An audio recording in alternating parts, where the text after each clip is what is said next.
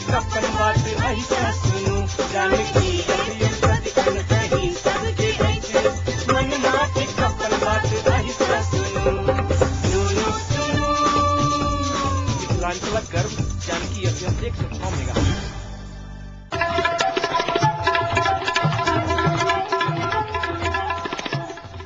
नमस्कार, Janaki FM 106 megahertz Janaki समाचार में अपने के स्वागत है। जैसा सुनल जाओ समाचार।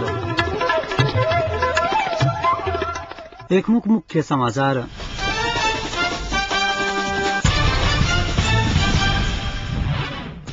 विद्रोह करत माओवादी के अस्तित्व समाप्त भ जात एमालेका अध्यक्ष खनालक कहब। अनमीन आधारहीन प्रतिवेदन पेश कर नेपाल के बदनाम कर खोजने प्रधानमंत्री नेपालक आरोप। माओवादी लड़ाकू के हथियार सरकार के देवस अनमीन केलक अस्वीकार।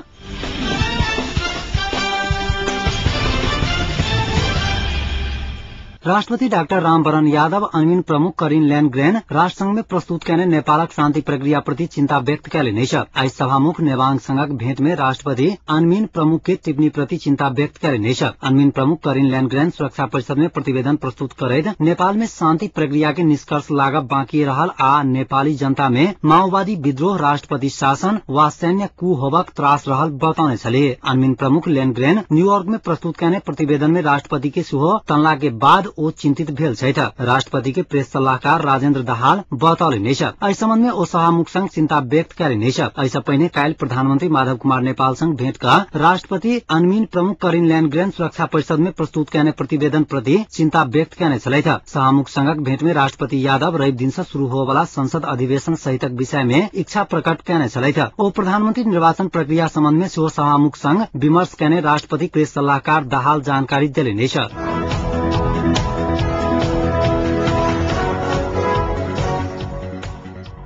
नेकपा एमालेका अध्यक्ष झलनाथ खनाल विद्रोह करत माओवादी के अस्तित्व समाप्त होबाक चेतावनी दिले। राजधानी के खुला मंच में आई एमाले काठमाडौँ जिला कमिटी के 5म अधिवेशन के उद्घाटन समारोह के संबोधन करैत अध्यक्ष खनाल माओवादी के कह जका विद्रोह देश के लेल आवश्यक नहीं रहल बतौले। देश के मुख्य आवश्यकता शांति आ संविधान रहल कहैत खनाल कहलनि जे अखन संविधान सभा में 326 सीट अछि, मुदा विद्रोह के बात करब आ काल्हि सड़क में खोजे के अवस्था आवत। ओ विद्रोह करब की शांति आ संविधान निर्माण में जुटब प्रश्न कर माओवादी के नेतृत्व से आग्रह समेत कैले। दल सब बीच सहमति के विकल्प नहीं रहल कहत एमाले अध्यक्ष खनाल कांग्रेस के यथास्थिति से ऊपर उठा परत आ माओवादी के उग्र वामपंथी चिंतन छोड़ परत बतौले। वरिष्ठ नेता समेत रहल प्रधानमंत्री माधव कुमार नेपाल आ दोसर नेता केपी शर्मा ओली प्रति इंकित करैत अध्यक्ष खनाल पार्टी नीति आ निर्णय विरुद्ध बाजा ककरो छूट नहीं रहल बतौले।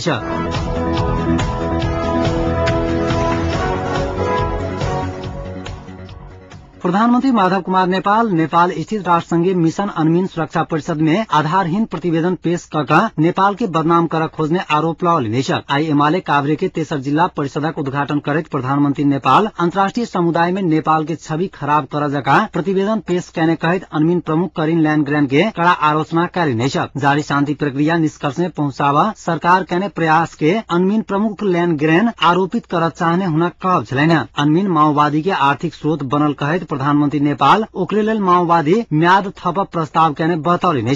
ओ कहलेन जे अनमीन लड़ाकू के कैंटोनमेंट में खर्च कैने लाखों डॉलर माओवादी पार्टी के लेल पैसा के स्रोत बनल ताई के लेल लंब्यावत चाहते। अनमीन के जायते में शांति प्रक्रिया में कोनो असर नहीं पहुंचत कहत प्रधानमंत्री नेपाल शांति प्रक्रिया के पूरा कर अपने सब सक्षम रहल बतौले।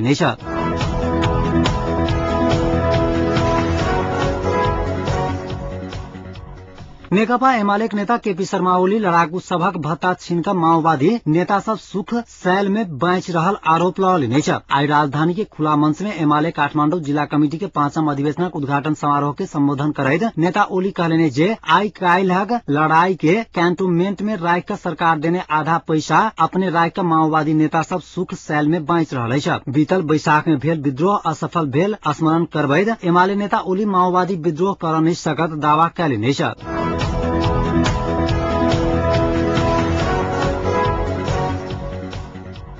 नेपाल स्थित राष्ट्रसंघीय मिशन अनमिन सरकारक मांग अनुसार क्यान्टोनमेन्ट में रहल माओवादी लड़ाकू सबके हथियार देवा अस्वीकार कयल गई। बुध सुरक्षा परिषदक बैसार में नेपाल संबंधी प्रतिवेदन पेश करैत अनमिन प्रमुख करिन ल्यान्डग्रेन माओवादी लड़ाकू सबक हथियार मांग के सरकारी कदम विशेष समिति आ विगत में भेल सहमति प्रतिबिंबित नहीं कर के कहैत सुरक्षा परिषदक ध्यान आकर्षण करौली नहीं। ओ पत्र सब विशेष समिति के प्रतिबिंबित नहीं कर आ अंतरिम संविधान से हद्दे धैर्य विचलित भेल देख में अवैध अछि। ओ कहले नहीं सरकार आ माओवादी बीच सहमति नहीं होवा धैर्य बंदोबस्ती के उपकरण आ दस्तावेज सब देवा नहीं मिलत कहैत ल्यान्डग्रेन कहले जे अनुगमन के भावी स्वरूप आ प्रकृति के संबंध में माओवादी आ सरकार बीच सहमति नहीं होवा धैर्य सरकार के अनुगमन संबंधी उपकरण हस्तांतरण करे के बाद अपना सभक लेल विकल्प होवा नहीं सकत।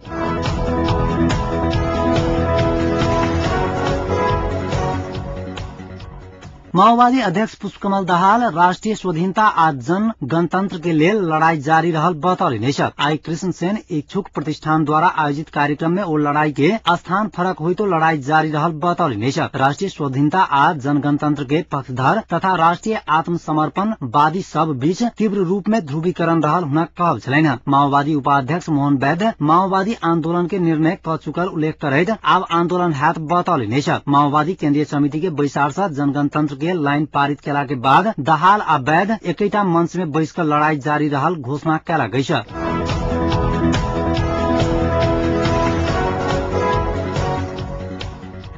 भारत भ्रमण में रहल एकीकृत नेकपा माओवादी के उपाध्यक्ष डाक्टर बाबूराम भट्टराई आई भारतीय विदेश मंत्री एसएम कृष्णा संग भेंटघाट कैले नहीं। भेंट में कृष्णा नेपाल में जारी राजनैतिक गतिरोध आ सरकार गठन में भेल अबेर प्रति जिज्ञासा रखने छलैथ। जवाब में भट्टराई नेपालक शांति आ संविधान निर्माण काज के निष्कर्ष में पहुंचावा राष्ट्रीय सहमति के आवश्यकता रहल बतौने छलैथ। उपाध्यक्ष भट्टराई आइए भारतीय गृह मंत्री पी चिदम्बरम संग भेंटवार्ता कैले नहीं। अहिना भारत भ्रमण में रहल उप प्रधानमंत्री सुजाता कोइराला भारतीय जनता पार्टी के अध्यक्ष नितिन गडकरी वरिष्ठ नेता लालकृष्ण आडवाणी पूर्व अध्यक्ष राजनाथ सिंह संग भेंटघाट कैले नहीं।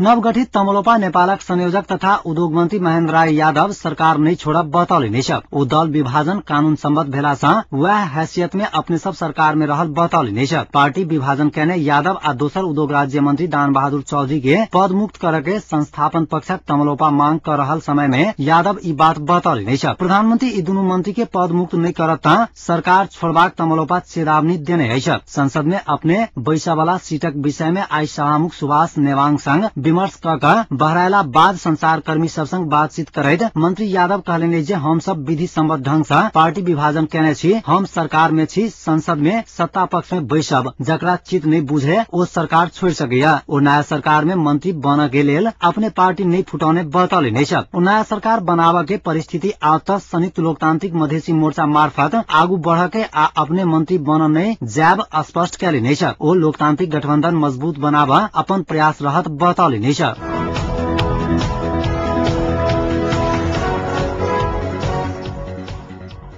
श्रमजीवी पत्रकार सभाक न्यूनतम पारिश्रमिक निर्धारण समितिक अध्यक्ष महेन्द्र बिष्ट श्रमजीवी एन कार्यान्वयन के अवस्था में रहतो संतोषजनक नहीं रहल बतौले नहीं। नेपाल पत्रकार महासंघ लमजुङ शाखा के संयोजन में न्यूनतम पारिश्रमिक निर्धारण समिति सदरमुकाम बेसी शहर में आयोजना करने एक कार्यक्रम में वही बात बतौले नहीं। श्रमजीवी पत्रकार संबंधी एन नियम कार्यान्वयन के अवस्था में मीडिया व्यवस्थापक संचालक आ श्रमजीवी पत्रकार सब बीच भेल अंतरक्रिया कार्यक्रम में समितिक अध्यक्ष बिष्ट अखनो 45% पत्रकार नियुक्ति नहीं पाउने आ 32% श्रम बमोजिम पारिश्रमिक नहीं पाउने बतौले नहीं। कार्यक्रम में समिति सदस्य एवं मीडिया व्यवस्थापनक विज्ञ स्नेह सायमी कोनो कार्य योजना आ लगानी बिना मीडिया संचालन भेला से समस्या उत्पन्न भेल बतौले नहीं।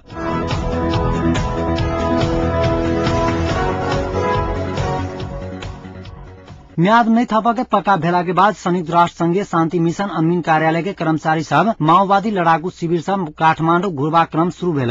विभिन्न शिविर में हथियार अनुगमन के लेल खटल कर्मचारी सब काठमांडू घुर का अपन अपन जिम्मा में रहल सामान बुझाव लागल है। राष्ट्र संघ संबद्ध अनमिनक 200 से बेसी कर्मचारी सब जनवरी 16 आगुए घुरबाक तैयारी कैला गई। अनमिनक म्याद समाप्त भेला के बाद शांति प्रक्रिया सेना समायोजन की प्रक्रिया के कोना का आगू बढ़ाओल जाए विषय में दल सब बीच सहमति होबा नहीं सकल छ। अनमिन प्रमुख करिन ल्यान्डग्रेन सुरक्षा परिषदक बैसार में अनमिनक बहिर्गमन से नेपाल के शांति प्रक्रिया असफल होब सकत धारणा सहितक प्रतिवेदन रखने चलै था। या पुष मसान्त में अनमिनक म्याद समाप्त भ रहलै छ।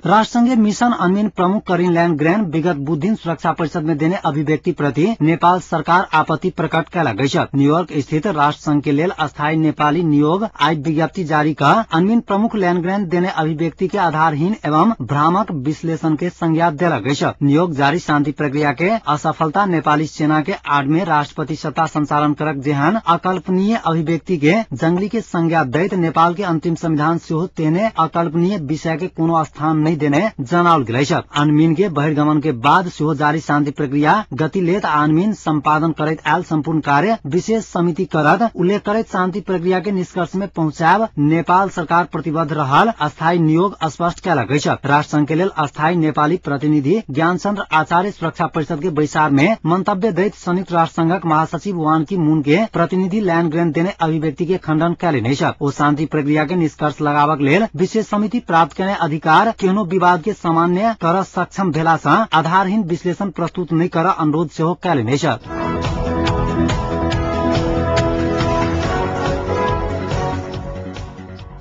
आप जनकपुरक तापक्रम अखन जनकपुरक तापक्रम 16 डिग्री सेल्सियस रहलै छ।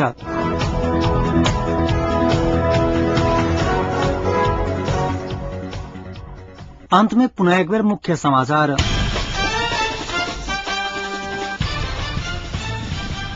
विद्रोह करत माओवादी के अस्तित्व समाप्त भ जात एमाले का अध्यक्ष खनाला कहब अनमिन आधारहीन प्रतिवेदन पेश कर नेपाल के बदनाम कर खोजने प्रधानमंत्री नेपालक आरोप आ माओवादी लड़ाकू के हथियार सरकार के देवस अनमिन केलक अस्वीकार।